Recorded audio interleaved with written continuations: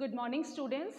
Today we are continuing with the exercise of lesson number 4, sorting materials into groups of class 6. So let us first do the check your knowledge 1, that is given on page number A42. This you don't have to do in your copy. This video I have made just for the explanation of these questions so that you will able to understand it properly. The first question is, how are liquids different from solids? Liquids solids से कैसे different होते हैं? So the answer is, molecules of solids are tightly packed while in liquids they are loose. This I have explained in the video also. पहले भी मैंने आपको explain किया था, डायग्राम बनाया था जिसमें स्क्वायर्स थे और उसमें पार्टिकल्स थे. सॉलिड्स के जो पार्टिकल्स होते हैं they are very tightly packed, उनमें बिल्कुल स्पेस नहीं होता. But in liquids the molecules are little loose, थोड़े दूर दूर होते हैं और उनके बीच में स्पेस होता है, और गैसेस में बहुत ज़्यादा दूर होते हैं मॉलिक्यूल्स. तो ये एक डिफरेंस हो गया. Molecules of solids are tightly packed while in liquids they are loose. Second point is, solids have definite shape while liquids don't. Solids की एक definite shape होती है, particular shape होती है. Like this book. This book is having a definite shape. But liquid की कोई shape नहीं होती. Water की कोई shape होती है क्या? No. They take the shape of the container in which they are kept. जिसमें वो रखे जाते हैं, जैसे ग्लास में रखेंगे तो जो ग्लास की shape होगी वो वैसी shape ले लेगा. बॉटल में रखेंगे तो लिक्विड वाटर की शेप ले लेगा. तो this is the difference. Solids have definite shape while liquids do not have the definite shape. Coming to the second question, what is the similarity between liquids and gases? अब पहले differences थे यहाँ solids और liquids के बीच में. अब यहाँ similarity बतानी है liquid and gas के बीच में. What is the similarity? They both don't have fixed shape. दोनों की ही फिक्स शेप नहीं होती. लिक्विड्स का मैंने डिस्कस करा था अभी इस क्वेश्चन में. Liquids take the shape of the container in which they are capped, they don't have the definite shape. And same with the gases also, they also don't have the shape. आपने देखा है gases की कोई shape? Air जो होती है, air में इतनी सारी गैसेस होती हैं, क्या आपने देखा उनकी कोई शेप है? No, there is no shape. Coming to the third question, why do you consider air as matter? Air को हम मैटर क्यों कंसीडर करते हैं? Now what is the definition of matter? Matter की क्या डेफिनेशन है? Anything that occupies space and has mass is considered as the matter. कोई भी चीज जो स्पेस ले रही है और उसका कुछ मास है, मास मीन्स वेट है, तो that is the matter. And air has mass and it occupies space, that is why air is considered as the matter. Air matter consider की जाती है क्योंकि air space भी लेती है और उसका weight भी होता है. Now coming to check your knowledge 2, that is given on page A44. check your knowledge 2 पे आएंगे हम. Why do metals lose their luster when exposed to air? Luster क्या होता है? Shine. Shine आपने देखा होगा कि कोई भी मेटल, आयरन बहुत कॉमन मेटल है, अगर हम उसको बाहर रखते हैं, जब वो एयर के एक्सपोजर में आता है तो उस पर रस्टिंग हो जाती है. रस्टिंग मीन्स जंग लग जाती है, तो लस्टर लूज कर देता है. जो शाइनी, उसका पहला शाइनी नेचर था आयरन का, वो नहीं रहता, शाइन लूज हो जाती है. तो what is the reason for that? क्या रीजन है उसका? Due to the action of air and moisture. आपने देखा होगा जब भी एयर और मॉइस्चर एक साथ कांटेक्ट में आते हैं मेटल के, धूप में, बारिश में, जब आप बाहर आयरन की चीज को छोड़ दोगे तो उनका एयर और मॉइस्चर के साथ एक्शन होता है. एक्शन हो रहा है मीन्स केमिकल रिएक्शन होती है, रस्टिंग होती है.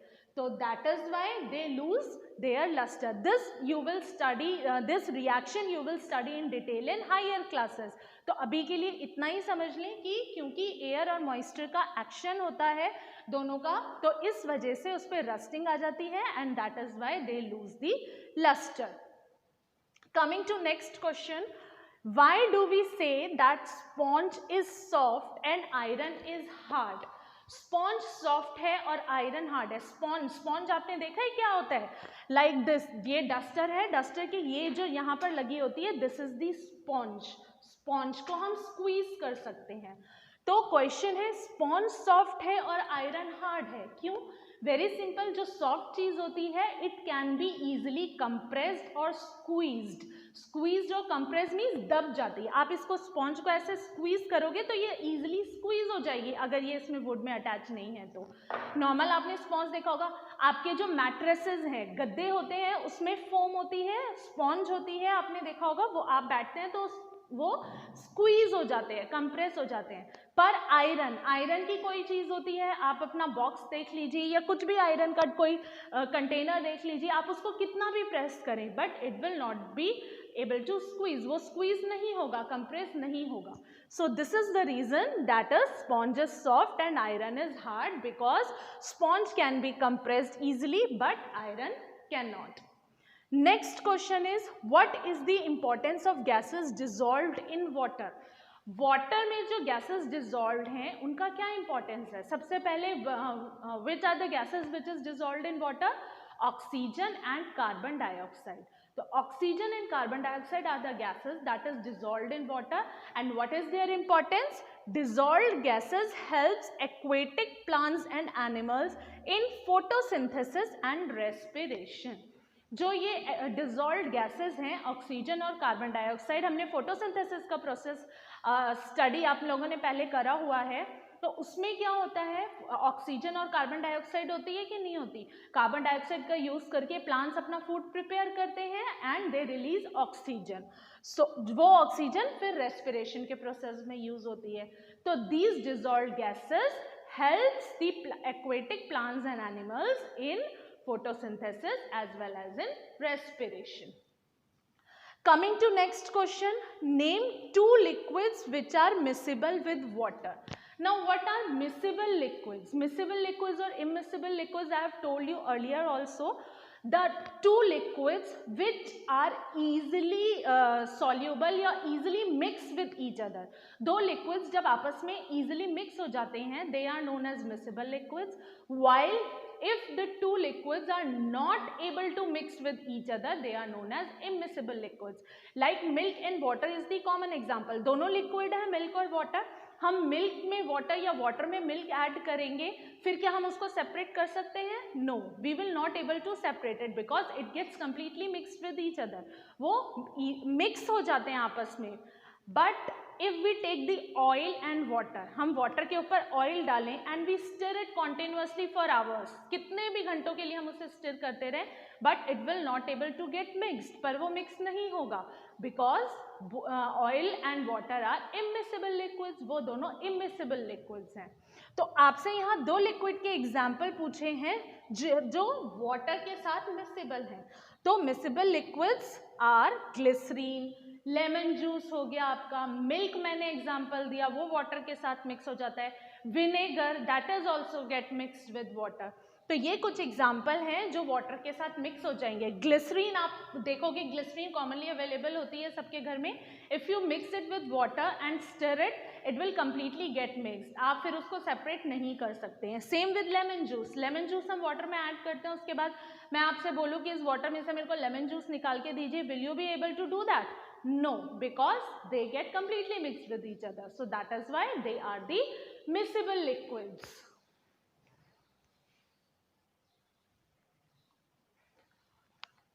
Now coming to check your knowledge 3, page number A47. First question is define density. What is density? The answer is, it is the property of matter that describes how heavy an object is for its size. Density से पता लगता है कि एक object जो उसका size है उसके लिए वो ऑब्जेक्ट कितना हैवी है. मीन्स अगर हम सेम साइज का रॉक लें और सेम साइज की वुड लें, सेम साइज है, सेम ही उसकी शेप लेंगे, हम वुड लेंगे और रॉक लेंगे, तो क्या कौन सा मटेरियल ज्यादा हैवी है? रॉक हैवी होगा compare to the wood. That means the density of rock is higher than the density of wood. मतलब अपने साइज के लिए कोई ऑब्जेक्ट कितना हैवी है वो उससे उसकी डेंसिटी का पता लगता है. सेम साइज की ही कोई भी चीज एक हल्की हो सकती है, एक भारी हो सकती है. Let's take the example of this duster. ये डस्टर वुड का बना हुआ है, तो ये थोड़ा सा हैवी होगा। अगर सेम साइज का यही डस्टर प्लास्टिक का बना हो, यही स्ट्रक्चर हो, यही साइज हो, तो उसकी जो डेंसिटी होगी वो कम होगी, because it is the plastic, तो इसकी डेंसिटी ज़्यादा होगी। तो साइज से कोई मैटर नहीं होता, जो उसका वेट है, मीन्स अपने साइज के लिए वो कितना हैवी है उससे उसकी डेंसिटी पता लगती है। Coming to next question, what are translucent objects.